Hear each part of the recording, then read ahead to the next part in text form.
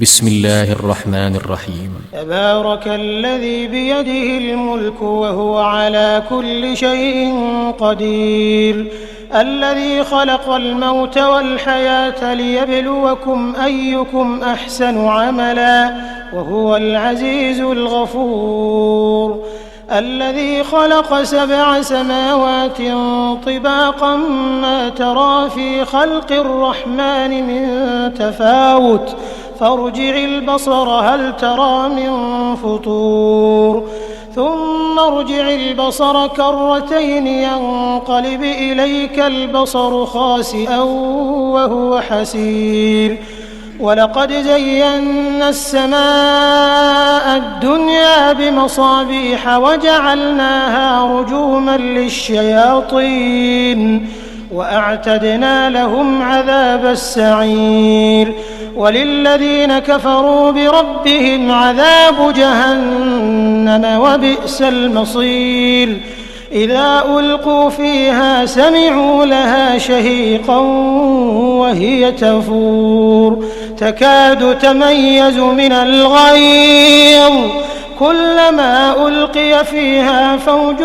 سألهم خزنتها ألم يأتكم نذير، قالوا بلى قد جاءنا نذير فكذبنا وقلنا ما نزل الله من شيء إن أنتم إلا في ضلال كبير، وقالوا لو كنا نسمع أو نعقل ما كنا في أصحاب السعير، فاعترفوا بذنبهم فسحقا لأصحاب السعير، إن الذين يخشون ربهم بالغيب لهم مغفرة وأجر كبير، وأسروا قولكم أو اجهروا به إنه عليم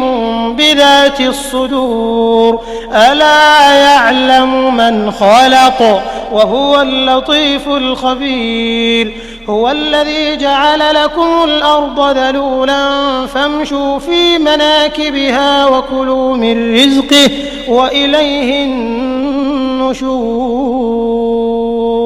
أأمنتم من في السماء أن يخسف بكم الأرض فإذا هي تمور،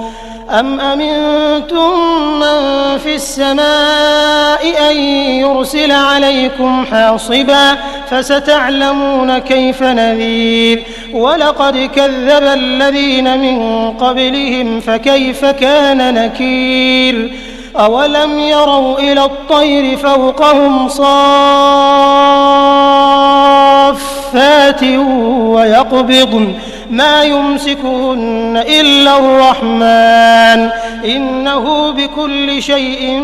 بصير، أمن هذا الذي هو جند لكم ينصركم من دون الرحمن إن الكافرون إلا في غرور، أمن هذا الذي يرزقكم إن أمسك رزقه بل لجوا في عتو ونفور، أفمن يمشي مكبا على وجهه أهدى أم من يمشي سويا على صراط مستقيم، قل هو الذي أنشأكم وجعل لكم السمع والأبصار والأفئدة قليلا ما تشكرون، قل هو الذي ذرأكم في الأرض وإليه تحشرون، ويقولون متى هذا الوعد إن كنتم صادقين، قل إنما العلم عند الله وإنما أنا نذير مبين، فلما رأوه زلفة سيئت وجوه الذين كفروا وقيل هذا الذي كنتم به تدعون، قل أرأيتم إن أهلكني الله ومن معي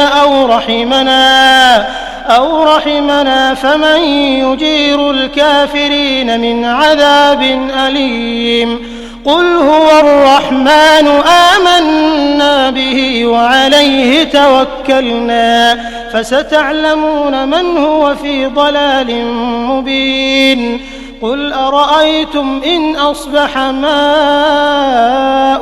غورا فمن يأتيكم